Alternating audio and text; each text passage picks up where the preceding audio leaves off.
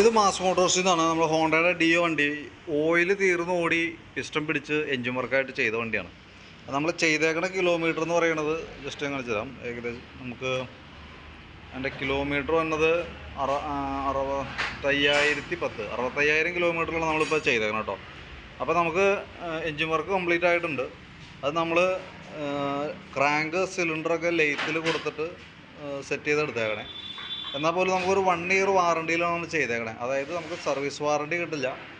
പാർട്സുമായി ബന്ധപ്പെട്ട്, അതായത് crank shaft സിലിണ്ടറിനൊക്കെ damage ഉണ്ടെങ്കിൽ നമ്മൾ ചെയ്തിരിക്കുന്ന ലെയ്ത്ത് വർക്കാർ അത് ക്ലിയർ ചെയ്ത് തരും. അതാണ് ശരിക്കും ആ വാറണ്ടിയുടെ ടേംസ് ആൻഡ് കണ്ടീഷൻ എന്ന് പറയുന്നത്. പക്ഷേ അത് നമുക്ക് കൃത്യമായിട്ട് അതിൻ്റെ ഓയിൽ ചേഞ്ച് കാര്യങ്ങൾ, സർവീസ് കാര്യങ്ങളൊക്കെ കൃത്യമായിരിക്കണം. അതിൻ്റെ ഡാറ്റ കറക്റ്റ് ആണെങ്കിൽ മാത്രമാണ് അങ്ങനെ ഒരു കംപ്ലയിൻറ്റ് വന്നാൽ പോലും നമുക്കത് റെഡിയാക്കി കിട്ടുള്ളൂ. ഇപ്പോൾ നമുക്ക് 65,000 കിലോമീറ്ററാണ് ഇപ്പോൾ മീറ്ററിൽ കാണിക്കുന്നത്. ആ കിലോമീറ്ററിലാണ് നമ്മൾ വണ്ടി ഇപ്പോൾ ഓടിച്ചത്. 65,010. ഇപ്പോൾ നമുക്ക് ടെസ്റ്റ് ഡ്രൈവ് അടക്കം കഴിഞ്ഞിട്ട് ആ കിലോമീറ്ററിലാണ് നിൽക്കണ വണ്ടി. ഇപ്പോൾ നമുക്ക് 66,000 കിലോമീറ്റർ, 1000 കിലോമീറ്റർ കഴിഞ്ഞ് കഴിയുമ്പോൾ അതിൻ്റെ ഓയിൽ മാറണം. 1000 കിലോമീറ്റർ അല്ലെങ്കിൽ അത് കിലോമീറ്റർ വെച്ച് നോക്കുകയാണെങ്കിൽ 1000 കിലോമീറ്റർ, അതായത് 66,000 കിലോമീറ്റർ. അതല്ലെങ്കിൽ ആദ്യത്തെ ഒരു മാസം. ഇതിനകത്ത് ഏതാണോ ഫസ്റ്റ് വരുന്നത് ആ സമയത്ത് നമ്മൾ അതിൻ്റെ എൻജിൻ ഓയിൽ മാറണം, ഓയിൽ ഫിൽറ്റർ ക്ലീൻ ചെയ്യണം.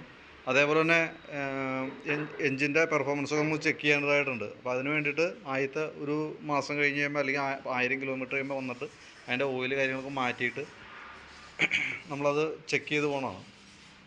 പിന്നെ ഓരോ 4 മാസം കൂടുമ്പോൾ അതിൻ്റെ നെക്സ്റ്റ് സർവീസ് വരാം. അങ്ങനെ 3 സർവീസ് വരാം. ഓരോ 4 മാസം കൂടുമ്പോൾ 3 സർവീസ് വന്നിട്ടുണ്ട്. ആദ്യത്തെ 4 മാസം, പിന്നെ 8 മാസം, പിന്നെ 12 മാസം. അങ്ങനെയാണ് അതിൻ്റെ സർവീസ് പീരീഡ് വന്നത് കേട്ടോ. അത് കൃത്യമായിട്ട് ചെയ്തിട്ടുണ്ടെങ്കിൽ മാത്രമാണ് എന്തെങ്കിലും ഒരു കംപ്ലയിൻറ്റ് വന്നാൽ തന്നെ നമുക്ക് വാറണ്ടി കിട്ടുള്ളൂ. അപ്പോൾ ഞാൻ ആ വാറണ്ടിക്ക് നമുക്ക് എങ്ങനെയാണ് ചെയ്യേണ്ടതെന്നുള്ള ഡീറ്റെയിൽ ആയിട്ടുള്ള കാര്യങ്ങൾ ഡിസ്ക്രിപ്ഷനിൽ പെടുത്തിയേക്കാം. അതേപോലെ തന്നെ വാട്സാപ്പിലും ഷെയർ ചെയ്ത് തരാം. അപ്പോൾ നമ്മൾ കൃത്യമായിട്ട് അത് ഫോളോ ചെയ്ത് ചെയ്യുകയാണെന്നുണ്ടെങ്കിൽ നമുക്ക് കംപ്ലയിൻറ്റ് ഇല്ലാണ്ട് മാക്സിമം നമുക്ക് ഉപയോഗിക്കാനായിട്ട് കിട്ടും.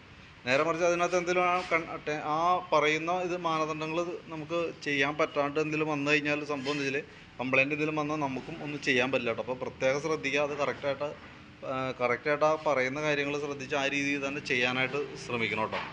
അപ്പോൾ വർക്ക് കംപ്ലീറ്റ് ആയിട്ടുണ്ട്. അപ്പോൾ അതിൻ്റെ ബില്ലും ഡീറ്റെയിൽസൊക്കെ ഓൾറെഡി നമുക്ക് വാട്സാപ്പിനകത്ത് അതിൻ്റെ ഡീറ്റെയിൽസ് അയച്ചു തന്നേക്കാം. അതേപോലെ തന്നെ നമുക്ക് വാറണ്ടിക്ക് പറയുന്ന മാനദണ്ഡങ്ങളും ഓൾറെഡി വാട്സാപ്പിനകത്തേക്ക് അതിൻ്റെ ഡീറ്റെയിൽസ് അയച്ചു തന്നേക്കാം കേട്ടോ. അതേപോലെ തന്നെ ഡിസ്ക്രിപ്ഷനിൽ കൊടുത്തേക്കാം, അതുകൂടി നോക്കാം. അപ്പോൾ നമുക്ക് കൃത്യമായിട്ട് ഇപ്പോൾ വാട്സാപ്പിലൊന്നും കുറേ കഴിയുമ്പോൾ റീസെറ്റ് ചെയ്ത് പോകും, അതല്ലെങ്കിൽ ഡിലേറ്റ് ആയി പോകാൻ സാധ്യതയുണ്ട്. പക്ഷേ യൂട്യൂബിൽ കിടക്കുന്നത് അതിനകത്ത് തന്നെ ഉണ്ടാവും. അപ്പോൾ സംശയത്തിലുണ്ടെങ്കിൽ അതിനകത്ത് കയറി നോക്കിയാലും കൃത്യമായിട്ട് നമുക്ക് അതിൻ്റെ ആ ടേംസ് ആൻഡ് കണ്ടീഷൻ കറക്റ്റായിട്ട് അറിയാനായിട്ട് പറ്റും കേട്ടോ.